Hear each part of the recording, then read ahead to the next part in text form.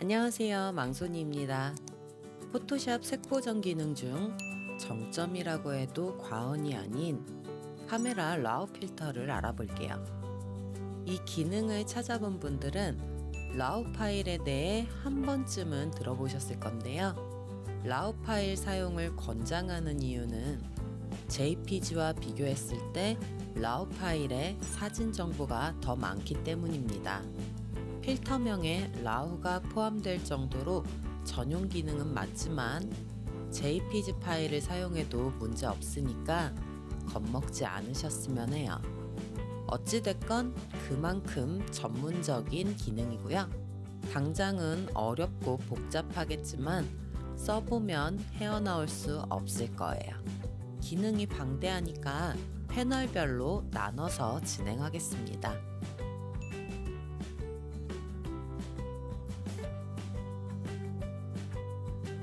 첫 번째, 베이직 패널. 패널을 보면 4개의 영역으로 나뉘는데 첫 번째 영역은 이미지의 화이트 밸런스, 즉 색온도를 관장합니다. 화벨 옆 화살표를 누르면 3가지 항목이 나오는데 오토는 자동 고정, 커스텀은 사용자 설정이에요. 에즈샷은 잠시 후 알려드릴게요. 템퍼레이처는 색온도에 관여합니다. 색온도란 해뜰녘과 노을녘까지의 빛의 색이 다르듯 색온도에 따른 색상차를 말해요. 슬라이드를 왼쪽으로 움직이면 푸른빛이 강해지고 오른쪽으로 움직이면 노란빛이 강해져요. 틴트는 색조 첨가에 관여합니다. 왼쪽으로 움직이면 녹색이, 오른쪽으로 움직이면 보라색이 첨가됩니다. 템퍼레이처와 틴트를 적절하게 움직여서 원하는 화벨을 맞출 수 있는데요. 2개의 슬라이드를 함께 조절하면 RGB 모드로 혼합돼서 다른 빛깔을 만드니까 이 표를 꼭 외우시길 바랍니다. 슬라이드 값 조절이 어렵다면 여기 스포이드 그림을 눌러 이미지를 클릭해 화벨을 바꿀 수 있습니다. 이곳저곳 눌러보면 화벨이 중구난방으로 바뀌는데 왜 이럴까요? 그것은 스포이드를 찍은 곳의 보색으로 화벨을 바꾸기 때문입니다. 노란색을 찍으면 푸른빛이 강해지고 푸른색을 찍으면 노란빛이 강해져요. 여기서 아까 넘어갔던 에즈샷을 선택하면 화이트 밸런스와 틴트 2가지의 슬라이더 값이 초기화됩니다. 그리고 화벨을 웬만하면 안 만지는 게 좋으니까 다른 기능을 먼저 설정해 보시고 원하는 느낌이 안 나온다면 그때 만져보시길 바래요. 2번째 영역은 이미지의 명암을 관장합니다. 익스포셜은 전체 밝기에 관여하고 콘트라스트는 명암 대비에 관여합니다. 여기까진 참 쉽죠? 하지만 여기부터 카오스가 시작돼요. 혼란스러워하는 분들을 위해 하이라이트와 화이트, 섀도우즈와 블랙스를 묶어서 설명할게요. 일단 첫 번째 카오스, 하이라이트와 화이트. 2개 다 명부의 밝기에 관여하지만 적용 영역이 달라요. 하이라이트는 명부의 광도에 관여합니다. 물체의 빛 반사율을 광도라고 하는데 슬라이드를 움직이면 구름과 수평선에 가까운 하늘, 돌의 모서리, 인도 등 명부의 광도가 달라집니다. 빛 반사율이 달라진다는 거예요. 노란 물체가 빛을 덜 받아 어두운 노랑이 되거나 빛을 많이 받아 밝은 노랑으로 보이는 것처럼요. 화이트는 명부의 색에 관여합니다. 수치를 높이면 하이라이트와는 다르게 색의 경계가 사라지고 명부의 색이 백색화됩니다. 이렇게 비교하면 차이가 분명하죠? 2번째 카오스, 섀도우즈와 블랙스. 2 기능 다 안부의 밝기에 관여하고요. 역시나 적용되는 영역이 달라요. 이제 감이 좀 오시죠?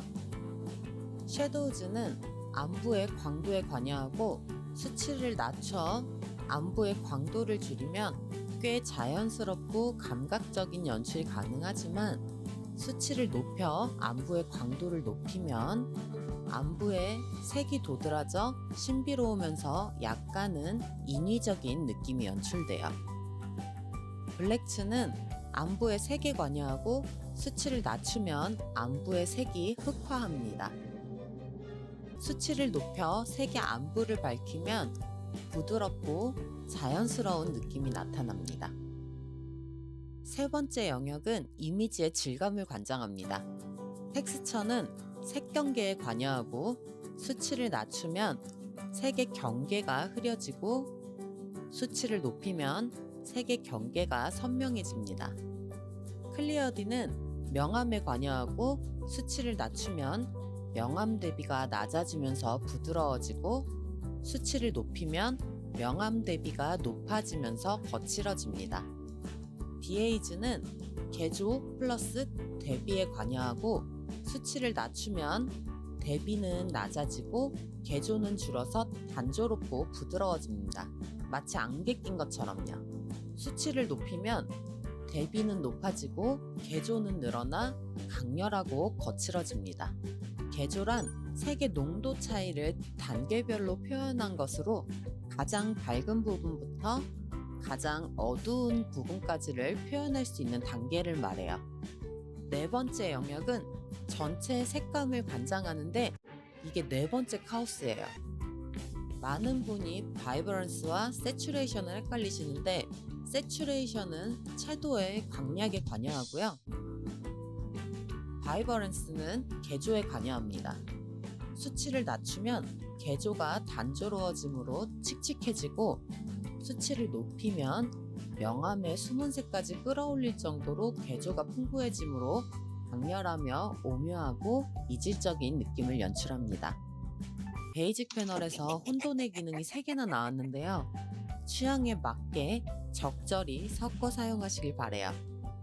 마지막으로 패널 이름 오른쪽에 눈 그림 보이시죠? 이걸 꾹 누르고 있는 동안은 해당 패널의 적용 효과를 숨길 수 있으니까 잘 활용해 보시길 바래요.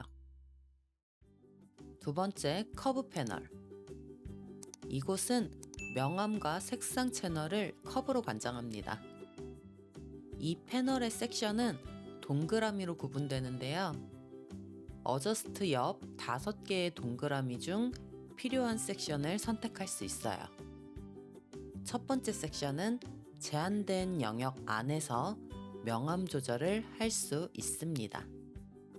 여기선 수치를 플러스 마이너스 100까지 줄 수 있고요.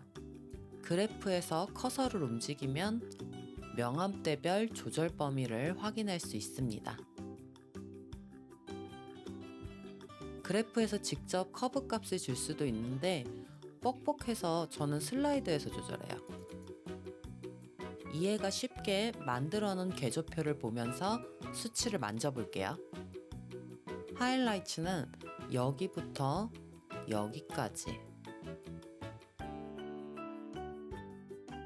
라이트는 하이라이트를 포함한 더 넓은 영역이고요. 여기부터 여기까지 적용됩니다.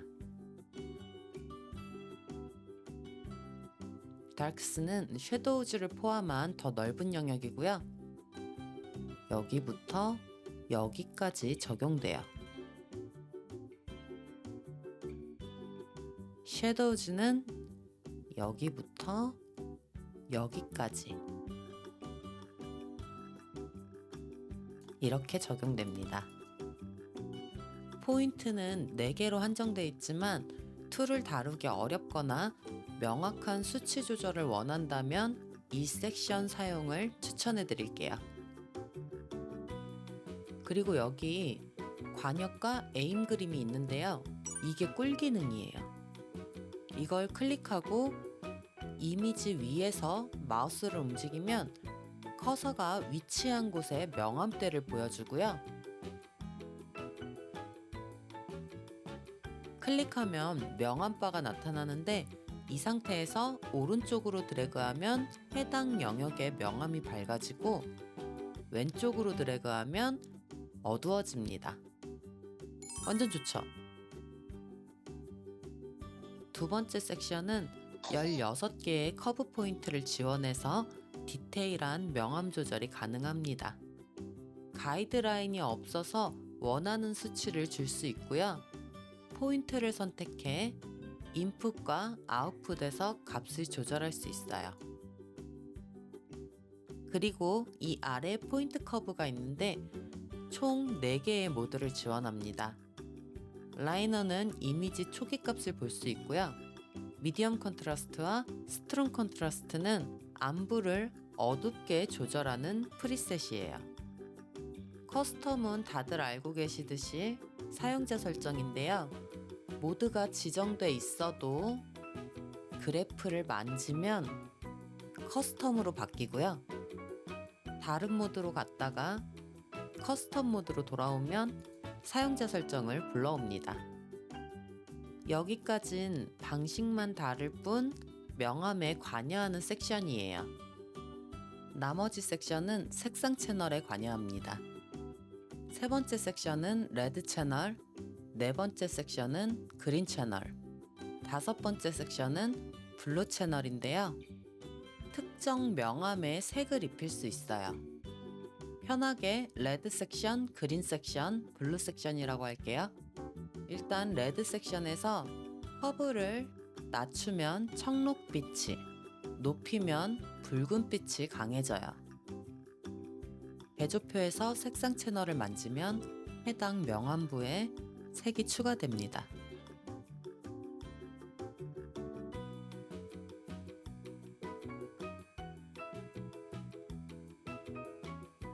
세 개의 채널 섹션에서 커브를 만져봤는데요.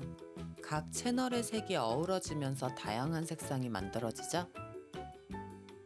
제가 아까 알려드렸던 타겟 툴로 명암의 일부를 선택한 다음에 이런 식으로 이미지를 클릭 앤 드래그해서 다양한 색감을 줄 수 있어요. 또는 그래프에서 이런 식으로 이렇게 커브를 주면 이런 오묘한 이미지 효과도 줄 수 있습니다. 사실 이런 식으로 쓰지는 않지만 툴 사용에 제한은 없는 거니까요. 한번 다양하게 만져보시기 바랍니다. 세 번째, 디테일 패널. 이곳은 이미지의 세부 묘사를 관장합니다. 패널을 보면 3개의 슬라이드로 나뉘어 있고요. 슬라이드 오른쪽에 있는 화살표를 누르면 서브 슬라이드가 나와요. 샤프닝은 이미지의 선명도에 관여합니다. 아래 서브 값의 수치에 따라 선명도가 달라지는데요. 샤프닝 수치를 최대로 주고 서브 값은 최소로 준 후에 만져볼게요. 레디우스는 픽셀의 반경을 넓혀 이미지를 명확하게 만듭니다. 수치를 높이면 대비에 맞춰 픽셀 반경이 넓어져 진득하고 거칠어져요. 디테일은 픽셀 하나하나를 명확하게 만듭니다. 수치가 과하면 노이즈가 생겨 선명함을 넘어 지저분해져요. 이럴 때 함께 써야 할 기능이 마스킹인데요. 마스킹은 픽셀의 경계를 부드럽게 만듭니다. 이것만 쓰면 티가 잘 안 나니까 디테일 수치를 최대로 주고 만져볼게요. 경계가 부드러워지면서 선명함이 부각되고 색도 미세하게 진득해져요. 샤프닝의 모든 수치를 최대로 주면 초점이 맞는 부분은 선명해지지만 흐릿한 곳까지 자글자글해지니까 이미지에 맞게 적당한 수치를 주는 게 중요합니다. 노이즈 리덕션은 노이즈 감소라고 하는데 저는 쉽게 잡티 억제라고 할게요. 다양한 컬러의 픽셀이 모여 색공간을 만들듯 이미지를 확대해보면 잡티처럼 보이는 부분이 있어요. 이렇게 픽셀이 좀 튀는데요. 이것 때문에 화질이 안 좋아 보이기도 하는데 잡티를 없앨 때 노이즈 리덕션을 사용합니다. 수치를 높이면 픽셀의 경계가 뭉개지면서 이미지가 부드러워져요.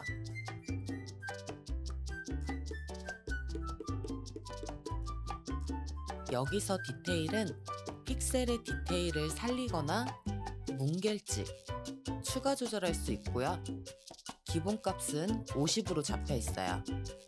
수치를 높이면 픽셀 디테일이 살아나고 낮추면 픽셀이 뭉개지면서 한 폭의 그림처럼 변합니다.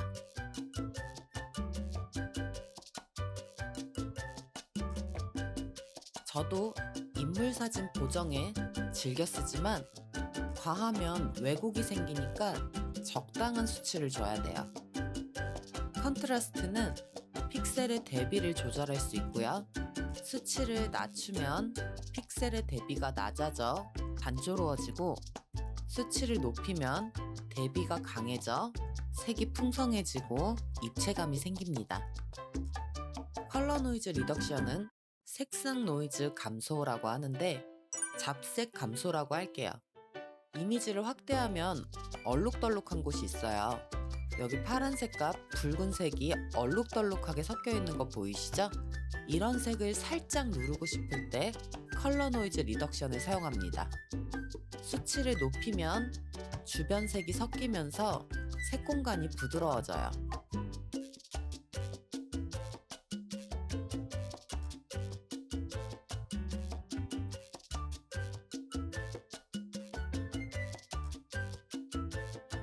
디테일은 픽셀이 가진 색을 미세하게 조절할 수 있어요. 수치를 높이면 간색에 위치한 픽셀의 색이 선명해지는데요. 사실 이미지를 확대해도 티가 잘 안 나요.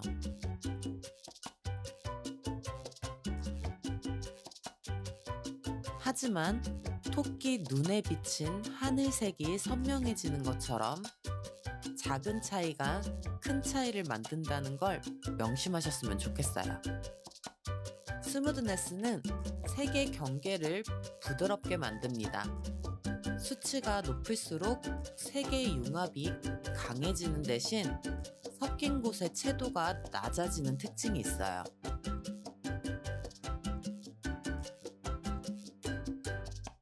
색도 좀 단조로워지죠?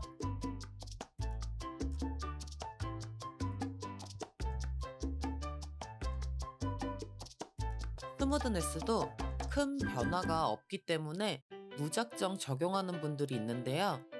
생동감이 꽤 사라지는 설정이니까 더욱 조심해서 사용하시길 바래요. 네 번째, 컬러 믹서 패널. 이곳은 색조, 채도, 휘도를 관장합니다. 어저스트 옆 항목을 누르면 HSL과 컬러 모드가 있어요. 여기서 컬러 모드를 선택하면 구성이 바뀌는데요. 동그라미를 보면 알 수 있듯 색상으로 구분합니다. 각 동그라미에 색이 정해져 있고 선택한 색의 색조와 채도, 휘도만 조절할 수 있어요. HSL 모드로 변경하면 휴, 세츄레이션, 루미넌스 3개로 구분되어 있고 HSL은 이 3개의 약자예요.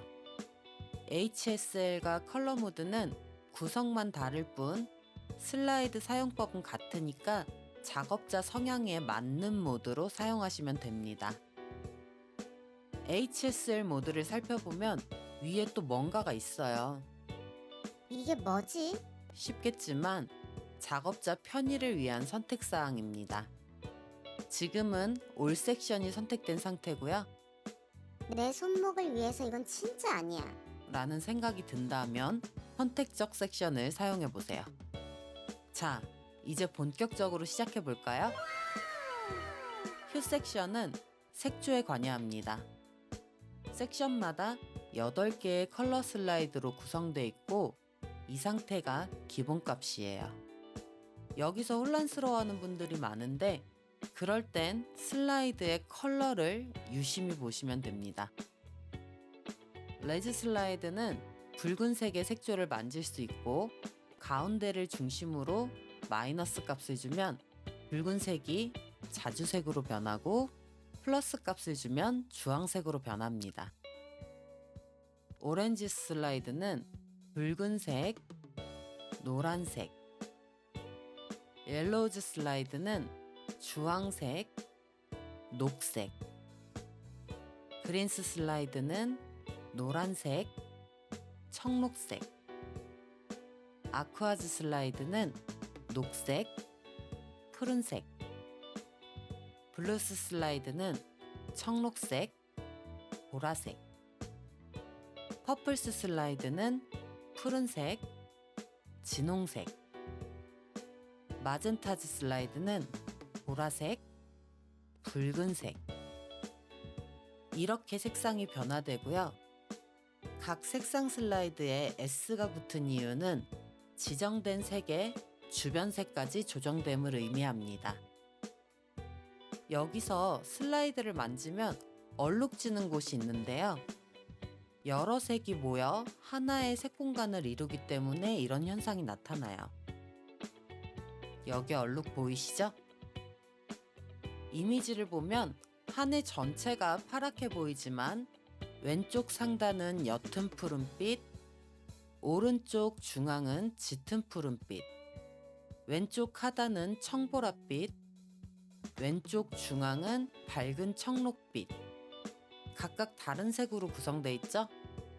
빛을 받는 물체라면 자연스러운 현상이고요. 그렇기에 사진 이미지에선 이런 현상이 나타나는 게 당연해요. 물론 이 현상은 화질이 낮을수록 더 도드라집니다. 이런 현상이 나타날 땐 변환 수치를 낮추거나 주변 색을 함께 조절해 주세요.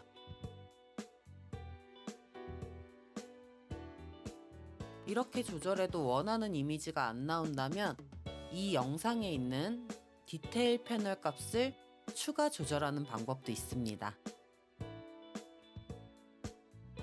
세츄레이션 섹션은 채도에 관여합니다.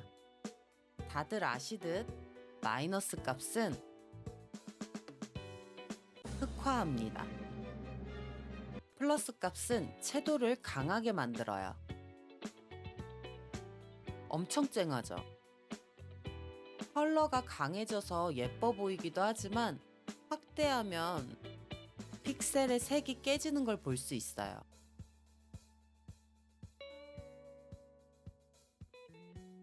특정 색을 제외한 나머지 색을 낮춰서 이런 효과를 연출할 수도 있지만 일부 색이 남는 단점이 있습니다.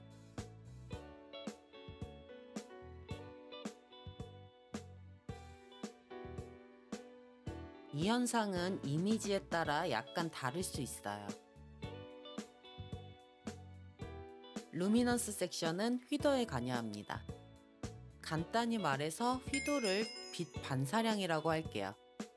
빛 반사량이 많을수록 흰색에 가깝고 적을수록 검은색에 가깝다는 건 알고 계시죠? 여기선 빛 반사량을 조절해 색의 맑기를 변경할 수 있습니다. 이 기능을 몰랐을 땐 하늘을 강조하기 위해 두통을 동반하는 수많은 색 보정법을 사용했을 거예요. 하지만 여기선 드래그 한 번으로 끝나요. 순식간에 지나가니까 눈도 깜빡하지 마세요. 하나, 둘, 셋. 짜잔! 아니, 이렇게 쉽고 간단하다고? 진짜 저는 디지털 노가다꾼으로서 이 기능을 접하고 정말 큰 충격을 받았거든요. 내가 이 기능을 좀 더 빨리 알았다면 내 손목에 터널 증후군을 늦출 수 있었을 텐데. 뭐 이런 후회가 밀려오더라고요. 이게 어떻게 된 거냐면 블루스 슬라이드에 마이너스 값을 줘서 빛 반사량을 낮췄기 때문이에요. 앞에서 말했듯이 빛 반사량이 적을수록 검은색에 가깝다고 말씀드렸잖아요. 푸른빛도 빛 반사량을 낮출수록 어두운 푸른빛으로 변합니다. 이렇게 모든 색의 빛 반사량을 낮추면 색조를 유지하면서 어두워져요. 하지만 뭔가 지저분하고 인위적이라 안 예쁘죠? 질감도 왜곡되고요. 반대로 빛 반사량을 모두 높이면 색조는 유지하되 맑아져요. 지금은 최대치로 줬기 때문에 공간감이 사라지면서 이질감이 느껴지죠. 그리고 색농도에 따라 흰색에 가까워지는 부분도 있어요. 이 기능을 처음 접하다 보면 신기해서 과하게 수치를 줄 수도 있어요. 하지만 과하면 독이 된다는 말도 있듯이 많이 만져보고 사진에 맞는 멋진 색감을 연출해 보시길 바랍니다.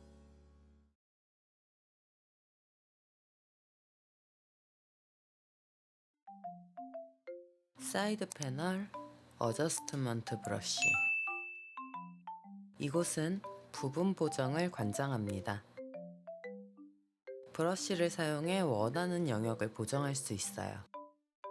사이즈 슬라이드 오른쪽의 화살표를 눌러 브러쉬 속성을 세밀하게 조절할 수 있습니다. 첫 번째 슬라이드로 크기를, 두 번째 슬라이드로 부드럽기,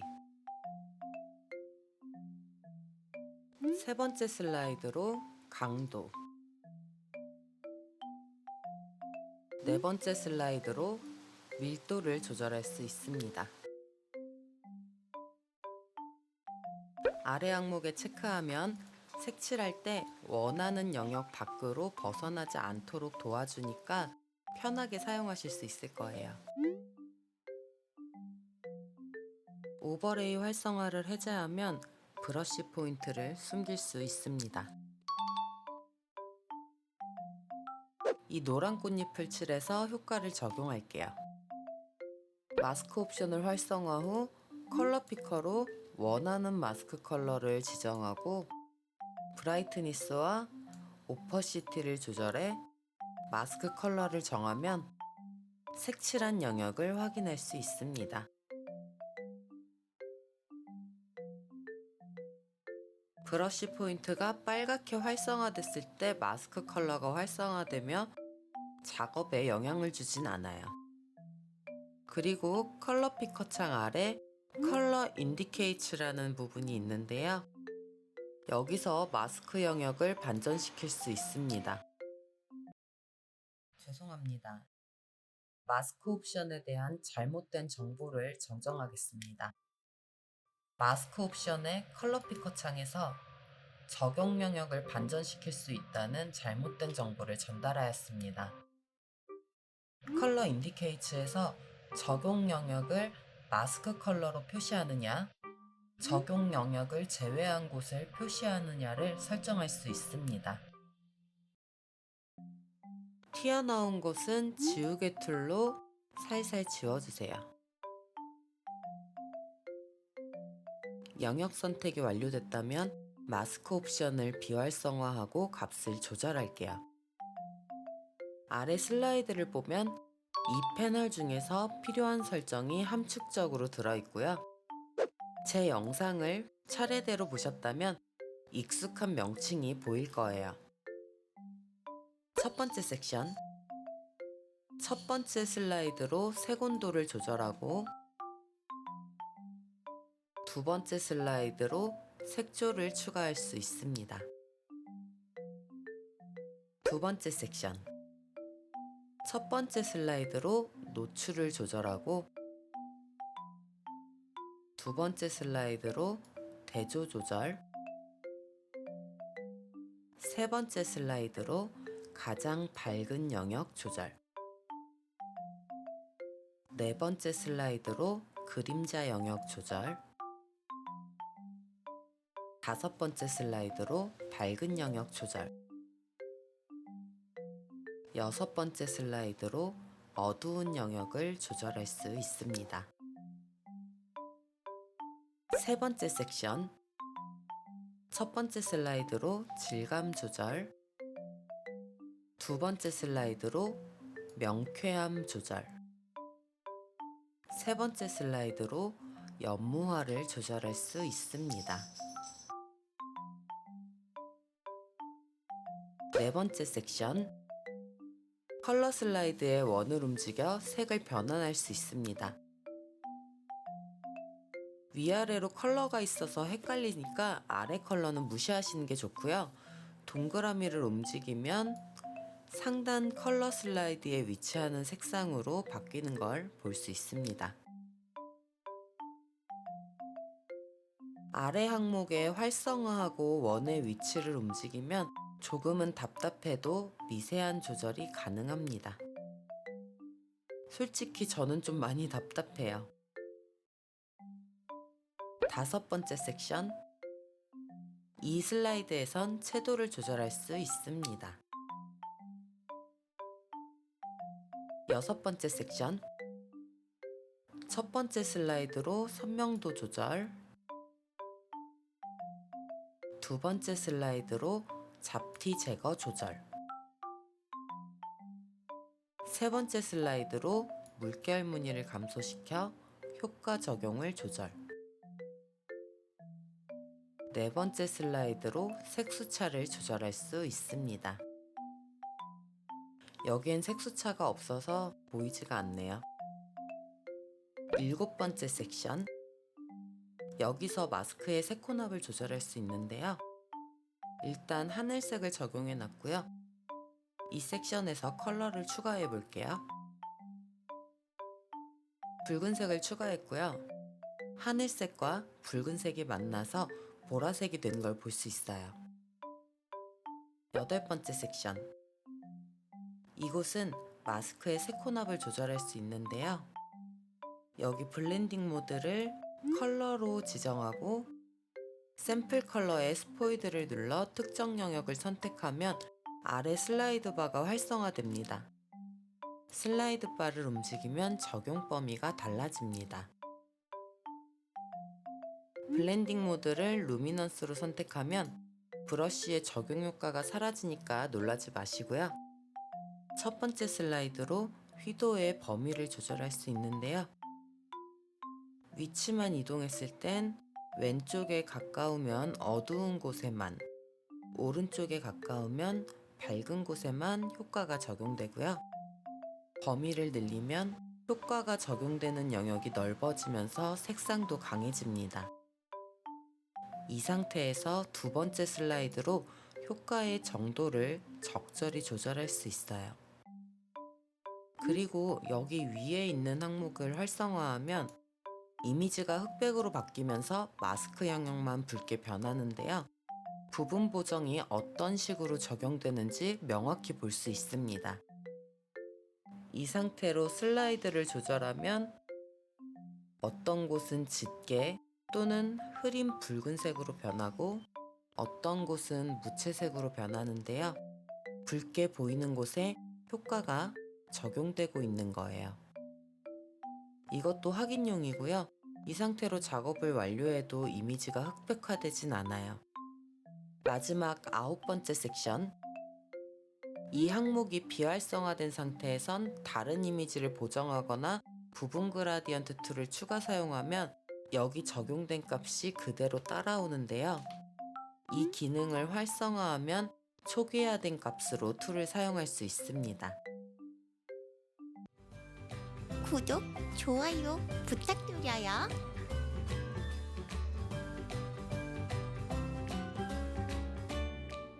밸런스를 조절합니다.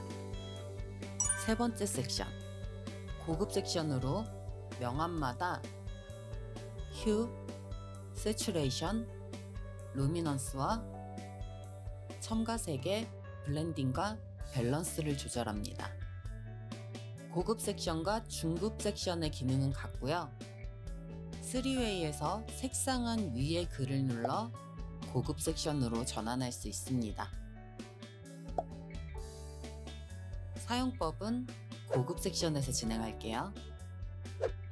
2개의 사진을 준비했고요. 색의 적용 범위를 알기 위해 흑백 사진에 먼저 적용하겠습니다. 귀여운 웹쿠킹 소녀 사진이고요. 원본에 약간의 색이 있으므로 채도를 빼고 진행할게요.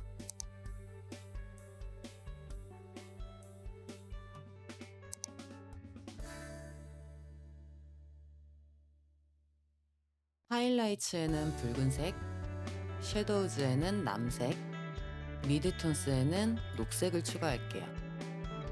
저는 색상안에서 색을 추가했지만 아래 슬라이드에서도 색조, 채도, 휘도를 조절할 수 있습니다. 명암마다 루미넌스를 조절하면 색의 개조도 달라지는데요.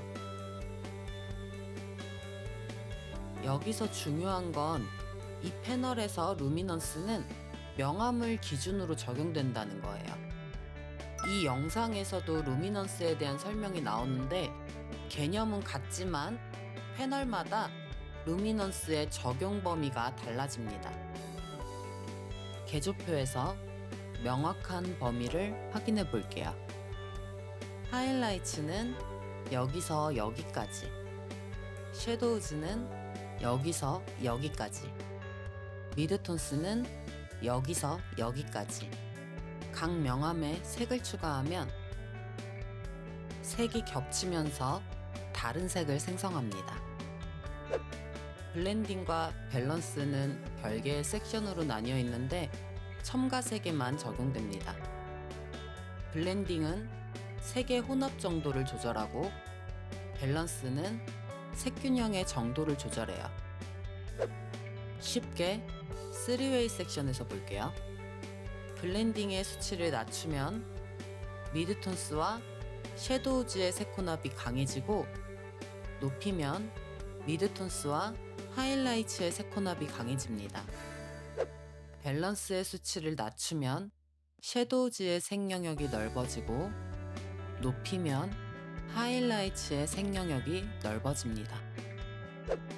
이제 컬러 사진에 색을 추가할 건데 여기서 주시할 건 색의 변화입니다. 스님, 색은 어떤 기준으로 바뀌어요? 색이 추가되면서 생기는 변화에 혼란을 느끼는 분들이 많은데 저만의 변환색 예측법을 알려드릴게요. 이거 진짜 꿀팁이에요. 그것은 따라다라다라다라다라따딴딴 색상환을 보는 거예요. 우리가 보는 색상환이 RGB 모드이기 때문에 변환색을 예측할 수 있습니다. 그럼 만지면서 볼까요?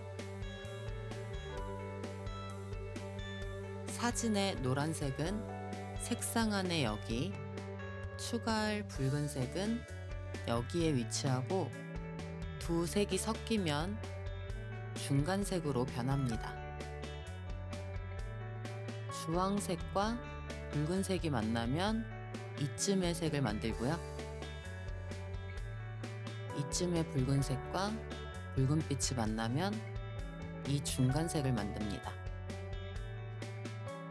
이쯤의 보라색과 붉은색이 만나면 이쯤의 색을 구현하겠죠?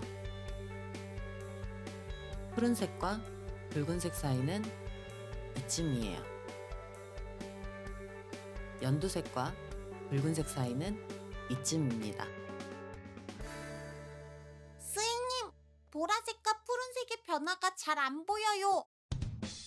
그 이유는 색농도가 얕기 때문이고요.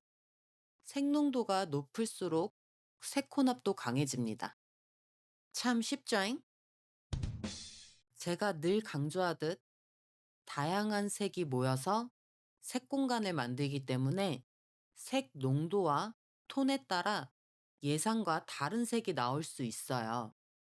이걸 꼭 명심하시고 다양한 사진에 적용해 보시길 바랍니다. 5번째, 옵틱스 패널. 이곳은 렌즈로 인한 이미지의 왜곡, 비네팅, 색수차를 관장합니다. 색수차의 뜻을 정리하면 이런 뜻인데요.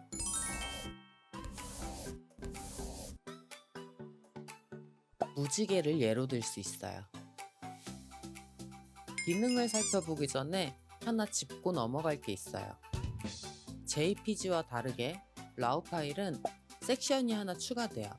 왜곡, 비네트, 색수차의 자동 조절을 지원하는 프로필 섹션과 모든 기능을 수동으로 조절하는 매뉴얼 섹션으로 나뉘는데 JPG 파일은 매뉴얼 섹션만 표시됩니다. 라우 파일 보정이 더 편하겠다 라고 생각하실 텐데 색수차는 자동 기능을 적용해도 완전히 제거되지 않아서 결국 수동으로 추가 조절을 해야 돼요. 그러므로 매뉴얼 섹션만 만질게요. 패널을 보면 두 개의 섹션으로 나뉘어 있고 저는 화살표를 눌러서 모든 기능을 펼쳐놨어요. 디스토션은 이미지의 왜곡에 관여합니다. 수치를 낮춰 볼록함을 추가하거나 수치를 높여 오목함을 추가할 수 있어요. 비네트는 이미지 외곽의 밝기에 관여합니다. 수치를 낮춰 테두리의 비네트를 어둡게 하거나 수치를 높여 밝게 할 수 있어요. 비네트를 조절하면 아래 미드포인트가 활성화되는데 수치를 낮춰 비네트의 범위를 확장하거나 수치를 높여 축소할 수 있습니다. 디프렌즈는 색수차를 관장합니다. 색수차를 왜 잡죠? 라고 물어보신다면 알려드리는 게 인지상정. 현타 오네. 색수차로 인해 피사체의 경계가 분리되면서 시각적으로 낮아진 선유도를 잡는 과정이고요. 보라색과 초록색 슬라이드만 있는 이유는 고대비 상황에서 주로 두 개의 색으로 나타나기 때문이에요. 이미지를 확대하면 녹색과 보라색 수차가 보이죠? 퍼플 어마운트는 보라색 수차를 기준으로 제거할 영역을 확장합니다. 수치를 높이면 색수차 제거 영역이 넓어져요.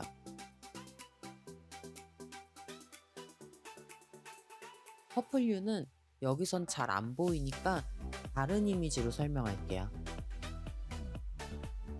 퍼플 어마운트의 수치를 최대로 하고 퍼플유의 색 범위를 움직이면 보라색이 왔다 갔다 요동치고 색 범위를 늘리면 전체적인 보라색이 사라져요.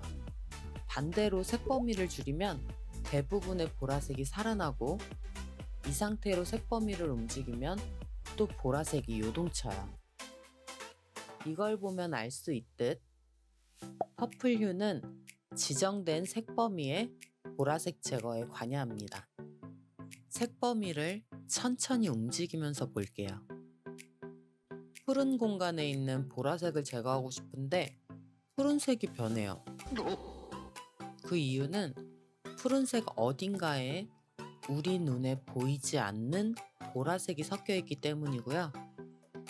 색 범위를 움직이면 해당 색 공간에 닿아 있는 보라색이 사라집니다.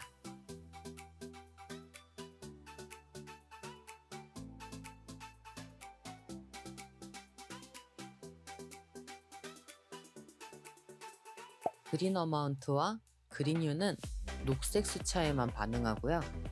기능은 같아요. 여기서 하나 짚고 넘어갈 게 있는데 색수차 조절은 채도를 낮추는 게 아니에요. 여기서 그린 어마운트의 수치를 조절하면 주변 색을 끌어와 색수차를 가리는 걸 볼 수 있습니다. 만약 슬라이드 조절이 어렵다면 샘플 프린지 스포이드를 사용해서 필요한 색수차의 범위를 자동으로 수정할 수 있어요. 여기까지 굉장한 기능이 숨어있는 옵틱스 패널이었습니다.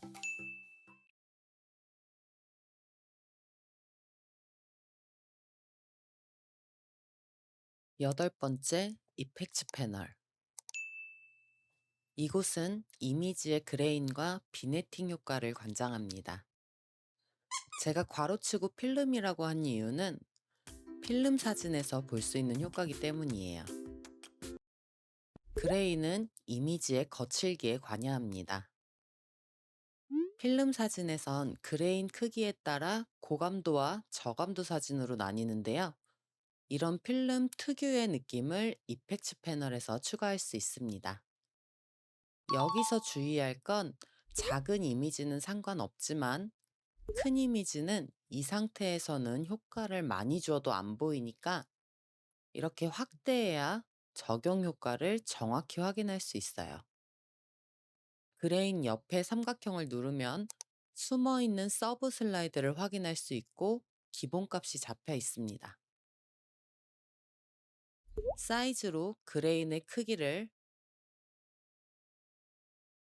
라우스네스에서 그레인의 거칠기를 조절할 수 있습니다.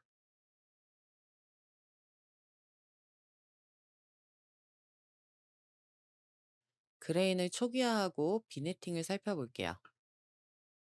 제 강좌를 순서대로 집중해서 보셨다면 비네팅과 비슷한 걸 보셨을 거예요. 어딜까요? 맞습니다. 바로 옵틱스 패널이에요. 여길 보면 비네트 기억하시죠? 이걸 보여드리는 이유는 약간 다르기 때문이고요. 여기서 비네트는 렌즈의 곡률과 후드로 인해 생긴 그림자라고 할게요. 사진 외곽의 그림자를 제거해서 이미지를 깨끗하게 만드는 반면 이펙트 패널의 비네팅은 인위적으로 추가하는 거예요. 어둡게 또는 밝게 슬라이드 값을 조절해보면 외곽의 오브젝트가 가려지는 걸 볼 수 있어요. 많이 인위적이죠? 적정 값을 주시면 자연스럽게 효과를 줄 수는 있지만 옵틱스 패널의 비네트와는 약간은 다릅니다. 저는 개인적으로 옵틱스 패널의 비네트를 선호해요. 비네팅을 최저값으로 주고 옆에 삼각형을 눌러 서브 슬라이드를 오픈하면 여러 개의 옵션이 뜨는데요. 스타일을 보면 세 가지 타입으로 나뉘어요. 하이라이트 프리오리티는 비네팅과 겹친 곳의 가장 밝은 부분을 더 살려주고요. 컬러 프리오리티는 겹친 곳의 색을 더 살려줍니다. 하지만 우리는 JPG를 만지잖아요. JPG에서 이 두 옵션의 차이는 없고요. 라우 파일을 사용할 때만 명확한 차이를 볼 수 있습니다. 프린트 오버레이는 자연스럽게 인쇄할 수 있도록 비네팅의 양을 자동 조절합니다. 비교해보면 이미지와 비네팅의 겹침이 꽤 자연스럽죠?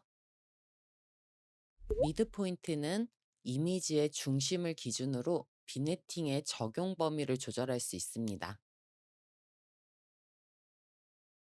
라우드네스는 비네팅 모양의 원만함을 조절할 수 있어요. 최저값을 적용하면 외곽을 따라 사각형에 가까워지고요. 최대값을 적용하면 원형에 가까워집니다.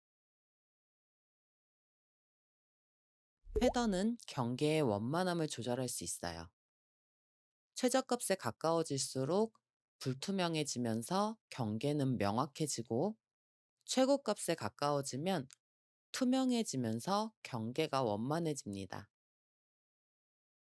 하이라이트는 수치가 높을수록 밝은 영역에 속한 비네팅이 제거됩니다. 좀 신기하죠? 그리고 하이라이트는 비네팅의 수치가 0에서 플러스 값일 때는 적용할 수 없고요. 마이너스 값일 때만 활성화되니 참고하시기 바랍니다.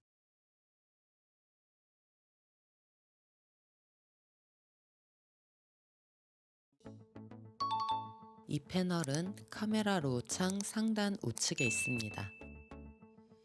사이드 패널 크롭. 크롭 기능은 로우 파일을 사용할 때 활성화되고요. JPG를 사용할 땐 나타나지 않아요. 크롭 아이콘을 눌러 패널을 활성화하면 크롭 패널이 뜹니다. 아스펙트 레티오 섹션을 보면 다양한 크롭 옵션이 있는데요. 명확한 적용 효과를 보기 위해 크롭을 설정하고 에지샷을 누르면 사진 기본 설정으로 돌아옵니다.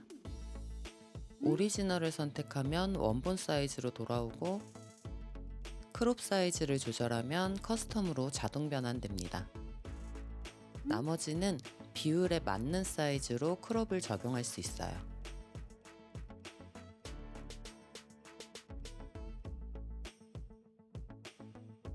그리고 선택 옵션 옆에 두 개의 아이콘이 있는데요. 이 로테이트 아스펙트 레티오 아이콘으로 크롭 박스의 가로 세로 비율을 회전할 수 있고 컨스트레인 아스펙트 레티오 아이콘으로 종횡비를 제한할 수 있습니다. 마우스로 클릭해서 자물쇠를 잠그면 크롭 박스의 비율을 유지하면서 사이즈를 조절할 수 있고요. 자물쇠를 풀면 자유롭게 비율을 조절할 수 있습니다. 주의사항: 아스펙트 레티오의 설정을 만지면 지정한 크롭 설정이 사라지니까 작업 초반에 사용하시길 권장합니다.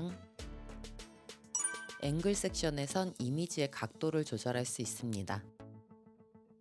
이미지의 수평 규정을 위해 사용하는데요. 좌우 최대 45도까지 회전할 수 있습니다. 슬라이드 바 옆에 스트레이튼 툴이라는 수평계 모양 이모티콘이 있는데요. 이걸 클릭하고 클릭 앤 드래그로 수평을 맞추고자 하는 곳을 지정하면 크롭 박스의 각도를 맞출 수 있습니다. 만약 이 기능을 활성화한 상태로 앵글 값을 조절하면 적용되지 않으니까요. 사용하지 않을 거라면 꼭 활성화를 풀어주세요. 슬라이드 바 아래 Constrain to 이미지 항목을 체크하면 컨트롤 박스를 이미지에 한해서 제한할 수 있는데요. 지금 상태로는 아무리 만져도 기능 차이는 없고요. 옵틱스 패널에서 왜곡 조절 후 이 항목을 체크하면 이미지 내에서 크롭 박스를 조절할 수 있습니다. 로테이트 앤 플립 섹션엔 익숙한 아이콘 4개가 있어요. 일러스트를 사용하셨다면 눈에 많이 익은 아이콘인데요. 첫 번째 아이콘으로 이미지를 왼쪽으로 회전할 수 있고 두 번째 아이콘으로 오른쪽으로 회전할 수 있습니다. 세 번째 아이콘은 좌우로 반전할 수 있고 네 번째 아이콘으로 상하로 반전할 수 있습니다. 사이드 패널 스판 리무버. 이곳은 제거와 복제를 관장합니다. 사용에 앞서 브러쉬 설정을 살펴볼게요. 첫 번째 슬라이드에서 브러쉬 사이즈를 조절합니다. 키보드의 각 괄호키나 마우스 휠을 사용하면 편하게 사이즈 조절을 할 수 있어요. 두 번째 슬라이드에선 브러쉬 경계의 부드럽기를 조절합니다. 패더 값을 0으로 주면 브러쉬 경계의 점선과 실선의 폭이 좁아지고요. 패더 값을 100으로 주면 점선과 실선의 경계가 넓어집니다. 점선과 실선의 공간만큼 브러쉬가 부드러워져요. 저는 40 정도 줄게요. 세 번째 슬라이드로 브러쉬의 투명도를 조절할 수 있고요. 저는 100으로 둘게요. 브러쉬 설정은 끝났으니까 기능을 사용해 볼까요? 타입을 보면 힐과 클론 두 개로 나뉘는데요. 힐 기능은 불필요한 곳을 제거할 때 사용합니다. 그럼 이 힐 툴로 두 번째 병아리를 지워볼게요. 패더 값을 감안하고 병아리를 칠하면 짜잔! 감쪽같이 사라졌죠? 이렇게 영역을 선택했을 때 시스템에서 비슷한 영역을 찾아 자동으로 덮어주지만 종종 엉뚱한 곳을 불러올 때도 있어요. 지금처럼요. 그땐 브러쉬 포인트를 클릭해서 위치를 옮겨주시면 됩니다. 남아있는 잔상이나 그림자는 한 번 더 칠해서 덮어줄게요.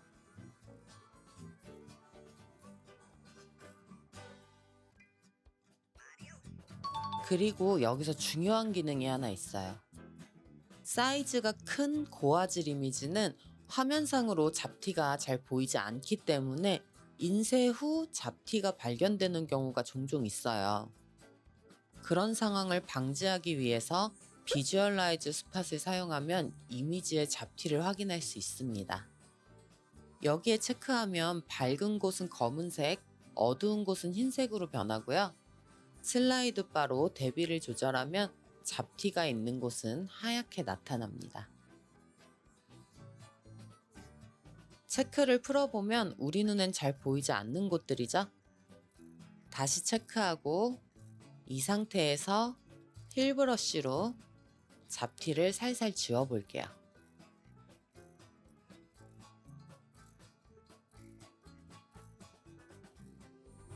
잡티를 다 지웠다면 체크를 해제해 원래 상태로 만들어주세요. 지금은 이미지가 작아서 큰 효과는 없지만 추후 고화질 이미지를 보정할 때 꼭 사용해 보시길 바랍니다. 다음, 오버레이는 뭘까요? 포인트가 살아있을 땐 이 포인트 위에 중복으로 브러쉬를 덮어 씌울 수가 없어요. 이 포인트 위에 또다시 포인트를 덮어 씌우고 싶은데 그럴 수가 없죠. 이동 툴만 보이죠?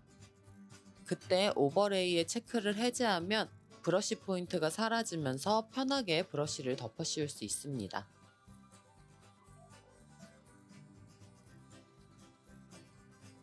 이렇게 색이 번지면서 브러쉬 포인트 이동이 필요할 땐 다시 오버레이에 체크해서 이동할 수 있어요. 자, 이제 마지막으로 클론, 복제 기능을 사용해 볼게요. 타입에서 클론 기능을 선택해 주시고 맨 끝에 병아리를 복제해 볼게요. 헤더 값은 40 그대로 가고요. 요 네 번째 병아리를 클론 브러쉬로 칠하면 비슷한 곳을 찾아서 자동으로 덮어 씌워줍니다. 이 빈 곳에도 병아리를 복제해 볼게요. 빈 곳을 칠하기 때문에 시스템에서 빈 곳을 찾아줄 건데요. 이 초록색 포인트를 네 번째 병아리 쪽으로 이동하면 빈 곳에 병아리가 복제됩니다. 위치를 살짝 다시 잡을게요. 이렇게 똑같은 병아리 3마리가 완벽하게 복제됐습니다. 어때요? 참 쉽죠? 사이드 패널 어저스트먼트 브러쉬. 이곳은 부분 보정을 관장합니다. 브러쉬를 사용해 원하는 영역을 보정할 수 있어요. 사이즈 슬라이드 오른쪽의 화살표를 눌러 브러쉬 속성을 세밀하게 조절할 수 있습니다. 첫 번째 슬라이드로 크기를, 두 번째 슬라이드로 부드럽기, 세 번째 슬라이드로 강도, 네 번째 슬라이드로 밀도를 조절할 수 있습니다. 아래 항목에 체크하면 색칠할 때 원하는 영역 밖으로 벗어나지 않도록 도와주니까 편하게 사용하실 수 있을 거예요. 오버레이 활성화를 해제하면 브러쉬 포인트를 숨길 수 있습니다. 이 노란 꽃잎을 칠해서 효과를 적용할게요. 마스크 옵션을 활성화 후 컬러 피커로 원하는 마스크 컬러를 지정하고 브라이트니스와 오퍼시티를 조절해 마스크 컬러를 정하면 색칠한 영역을 확인할 수 있습니다. 브러쉬 포인트가 빨갛게 활성화됐을 때 마스크 컬러가 활성화되며 작업에 영향을 주진 않아요. 그리고 컬러 피커 창 아래 컬러 인디케이츠라는 부분이 있는데요. 여기서 마스크 영역을 반전시킬 수 있습니다. 튀어나온 곳은 지우개 툴로 살살 지워주세요. 영역 선택이 완료됐다면 마스크 옵션을 비활성화하고 값을 조절할게요. 아래 슬라이드를 보면 이 패널 중에서 필요한 설정이 함축적으로 들어있고요. 제 영상을 차례대로 보셨다면 익숙한 명칭이 보일 거예요. 첫 번째 섹션. 첫 번째 슬라이드로 색온도를 조절하고 두 번째 슬라이드로 색조를 추가할 수 있습니다. 두 번째 섹션. 첫 번째 슬라이드로 노출을 조절하고 두 번째 슬라이드로 대조 조절, 세 번째 슬라이드로 가장 밝은 영역 조절, 네 번째 슬라이드로 그림자 영역 조절, 다섯 번째 슬라이드로 밝은 영역 조절, 여섯 번째 슬라이드로 어두운 영역을 조절할 수 있습니다. 세 번째 섹션.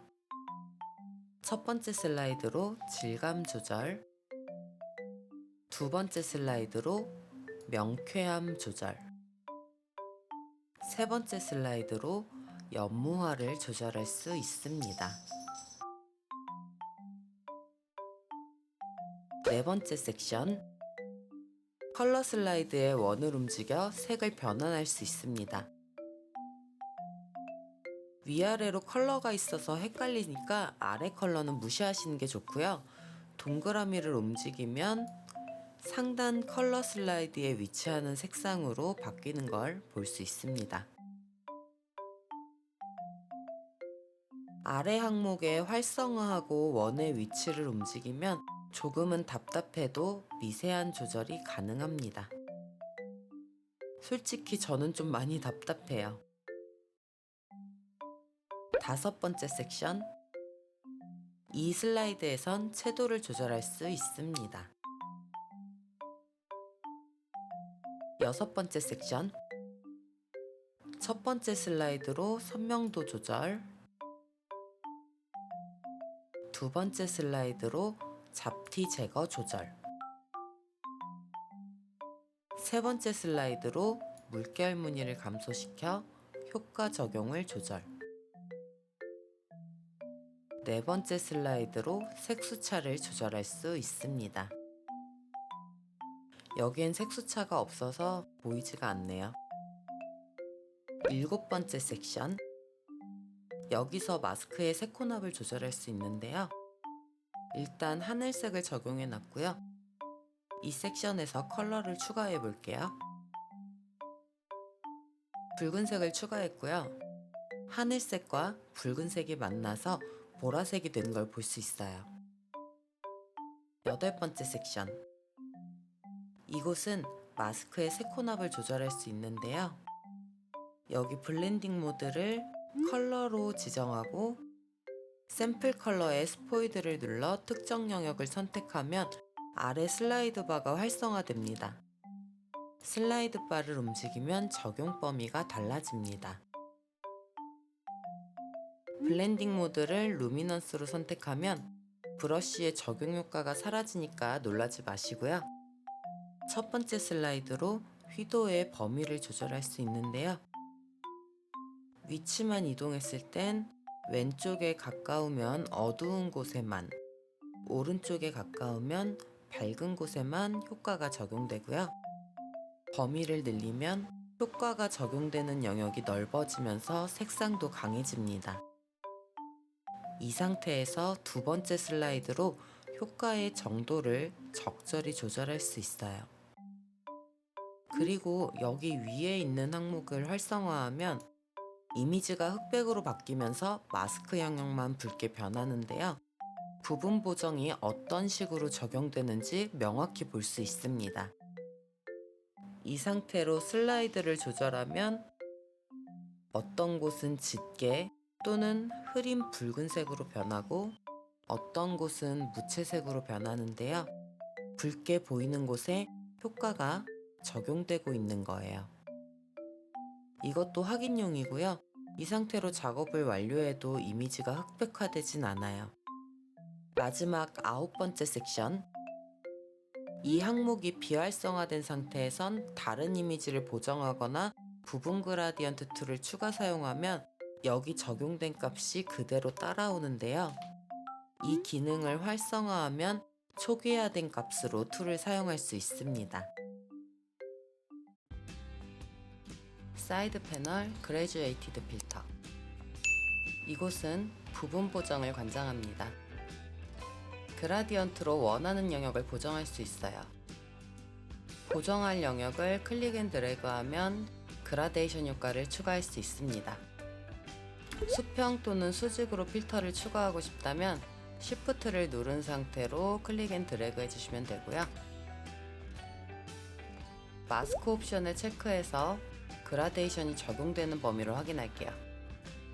적용된 필터를 보면 위아래 경계선의 색이 다른데요. 초록색 점선이 그라데이션이 시작되는 곳, 붉은색 점선이 끝나는 곳이에요. 위에서 아래로 클릭 앤 드래그 하면 알 수 있듯이 클릭한 곳이 시작점이 되고 드래그 후 클릭을 푼 곳이 마무리점이 됩니다. 붉은색과 초록색 포인트에 커서를 가져가면 십자가 모양으로 바뀌는데요. 이때 포인트를 클릭해 필터의 길이를 조절할 수 있어요. 하단 포인트를 움직이면 점선 아래에도 필터가 적용되는 걸 볼 수 있는데요. 이게 그라데이션 필터의 특징이고요. 점선과 점선 사이만 그라데이션이 적용됩니다. 포인트 사이에 점선에 커서를 가져가면 십자가 표시가 뜨는데요. 이동할 수는 있지만 딱히 의미는 없어요. 그리고 이 기능은 여기 그라디언트 버튼이 활성화되어 있어야 조절이 가능합니다. 브러쉬나 지우개가 선택되어 있으면 포인트와 점선의 색이 변하면서 비활성화돼요. 필터 효과를 제거하고 싶은 곳은 지우개로 지울 수 있고 효과를 주고 싶은 곳은 브러쉬로 칠해 추가할 수 있습니다. 이 필터를 활용해서 이렇게 드라마틱한 이미지를 연출할 수 있습니다. 참 쉽죠? 브러쉬와 지우개 툴부터 효과 슬라이드의 내용은 이전에 올린 영상의 내용과 동일하니까 지금 이 링크를 꾹 눌러서 보러 가세요. 사이드 패널 레디얼 필터. 이곳은 부분 보정을 관장합니다. 방사형 툴로 원하는 곳을 보정할 수 있어요. 동그란 아이콘을 눌러 이미지를 클릭하면 정원의 레디얼 필터가 생성되는데요. 마우스를 드래그해서 생성해도 상관없어요. Shift를 누르고 드래그하면 정원을 만들 수 있습니다. 저는 이 상태에서 사이즈를 늘릴게요. Shift를 누른 상태로 필터 크기를 만지면 비율을 유지할 수 있고요. 얼추 위치와 크기를 맞추고 효과를 줘볼게요. 약간 어긋났다면 마우스로 움직여 필터의 위치를 맞춰주세요. 지금 보정된 곳이 부자연스럽다고 느껴진다면 헤더 값을 조절해 필터 외곽의 부드럽기를 조절하면 자연스러운 보정 효과를 얻을 수 있어요.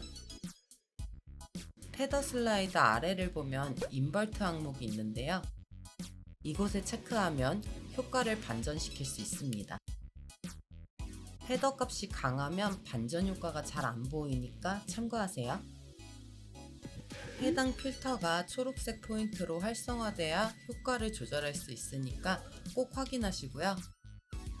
나머지 내용은 이 영상의 내용과 동일하니까 지금 이 링크를 꾹 눌러서 보러 가세요. 사이드 패널 레드 아이 리무버. 이곳은 정목 현상과 백목 현상을 관장합니다. 어두운 곳에서 사진을 촬영할 때 많이 나타나는 현상인데요. 홍채가 빛을 받아 붉게 빛나는 것을 말해요. 이는 동물 사진에서도 많이 볼 수 있습니다. 사용할 이미지가 없어서 제가 직접 만들었고요. 원본과 만든 이미지의 링크는 더보기란에 남겨둘게요. 타입 툴을 보면 레드아이와 패드아이 두 개의 옵션이 있습니다. 먼저 붉은 동공을 보정하는 레드아이부터 시작할게요. 모든 슬라이드 값을 기본값으로 두고 이미지의 눈동자를 클릭 앤 드래그해서 선택하면 프로그램에서 자동으로 붉은 영역의 채도를 제거합니다. 영역 선택이 덜 됐을 땐 이렇게 마우스로 영역을 늘려줄 수 있고요. 여기서 첫 번째 슬라이드로 동공의 크기를 조절할 수 있고 두 번째 슬라이드로 어둡기를 조절할 수 있습니다. 필터를 2개 적용했기 때문에 옵션을 변경할 땐 각각 선택해서 값을 적용해 주셔야 돼요. 오버레이는 이제 말하지 않아도 다들 아시죠? 이번엔 백목 현상을 보정하는 패다이를 설정해 볼게요. 댕댕이의 눈동자 영역을 잡아줄게요. 마찬가지로 사이즈를 조절할 수 있고요. 이렇게 위치도 조절할 수 있습니다. 하얀 부분이 보이기 때문에 슬라이드에서 동공 크기를 조절해 주세요. 선택된 곳을 자세히 보면 사각형 안에 동그란 점선이 보여요. 이걸 캐치라이트라고 하는데요. 마우스로 클릭해서 위치를 조절할 수 있습니다. 이 캐치라이트를 없애고 싶다면 슬라이드 바 아래에 Add 캐치라이트를 체크 해제해 주세요. 나머지 부분도 적용할게요.